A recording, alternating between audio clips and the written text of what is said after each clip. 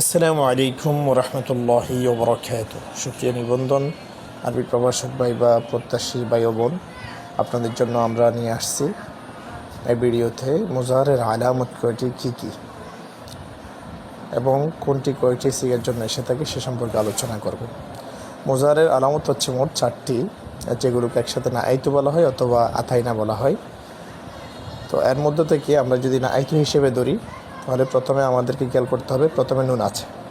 তো নুন একটি সিগের জন্য এসে থাকে, সেটি হলো জামা মুতাকাল্লিম, যেমন দেখুন নাফআলু।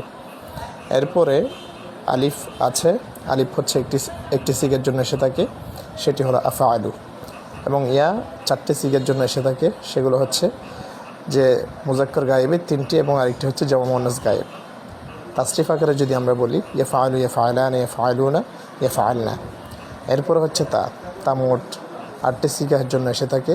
এর মধ্যে মোট 6টি হাজারের সিগা আর 2টি হচ্ছে মুয়ান্নাস গায়েবের সিগা। তো আমরা যদি তাসরিফ আকারে বলে থাকি সেগুলো হচ্ছে যে তাফআলু, তাফআলানে।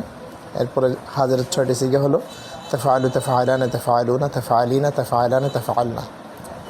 এরপরে হচ্ছে একটি আয়াতের মধ্যে আমরা এই 4টা আলামত মুজারাকে একসাথে দেখতে পাই।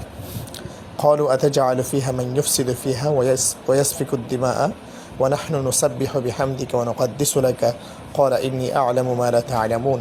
এখানে দেখুন আতাজালুর মধ্যে প্রথমে তা আছে, ইউফসিদুর মধ্যে ইয়াকে আমরা দেখতে পাচ্ছি, যেগুলো লাল কলম দিয়ে যেগুলো দাগিয়ে দেওয়া হয়েছে।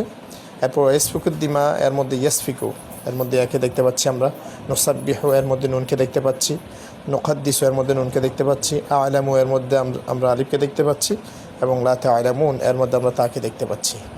আশা করি সবাই এই ভিডিওতে এই গুরুত্বপূর্ণ তথ্যগুলো পেয়েছেন। আসসালামু আলাইকুম ওয়া রাহমাতুল্লাহি ওয়া বারাকাতুহু।